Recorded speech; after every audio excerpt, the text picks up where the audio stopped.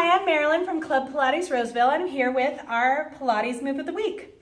So I'm here with you on the reformer, and our Pilates move of the week is bridges and bridge variations. On my reformer, I have a moderate supportive spring, so I have 2 reds and a blue, and I'm going to go ahead and lay down in my bridge position. The most important thing when we bridge is that we set up our reformer in a nice safe place. So we want to make sure that our headrest is down and that our foot bar sets our legs up into this nice 90-degree line with our body. So I'm going to start with my heels on the foot bar.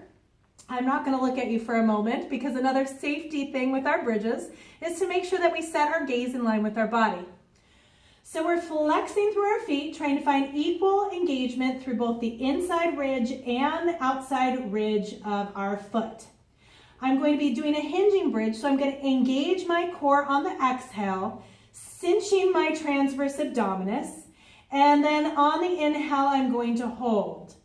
Exhale, squeeze through the buns, keep those abs on, hinging up towards the ceiling, finding that tallest space without allowing those ribs to flare. The biggest thing that we see in bridges is that extra space that people like to get.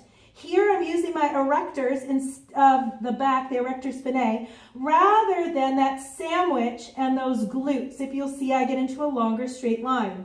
Also, when I made that misstep, I set my weight onto my head and my neck. So when you're in a bridge, you want to keep your weight across the shoulders, so that way if I asked you to, you can lift your head out of the space.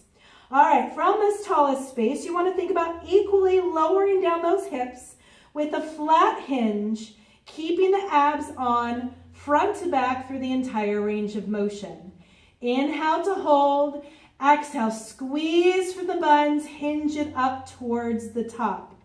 Variation-wise, we can come into a half bridge where I'm hinging halfway down and lifting, squeezing halfway up. Other variations that can be added are hip dips, releasing one glute, allowing the hip to lower, squeeze back up to that tallest bridge, releasing the other.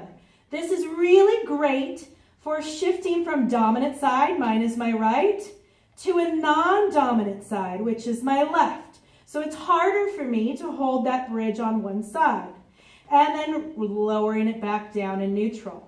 The second type of bridging we have is an articulated bridge, where you bring up the vertebrae one at a time. So for this one, I'm going to start on a comfortable mid-foot position, and I'm beginning with my abdominal engagement. So hands reach down by your sides, shoulders roll open, anchoring the ribs down and that pelvis down. I'm going to exhale. I'm going to scoop through the abdominals, engaging deeply here and beginning to posteriorly tilt my tailbone and curl it up one vertebrae at a time. The articulating bridge can be really heavy through the hamstrings if you don't turn on those buns and cinch through the core. Another key point to focus in on is how you equally paint down each side of your spine as you roll down vertebrae by vertebrae.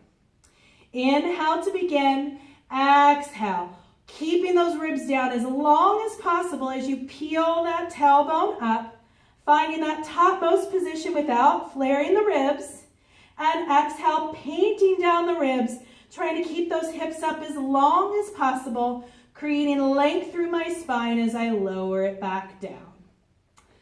Thank you so much for watching, and I hope you enjoy your bridge variations this week.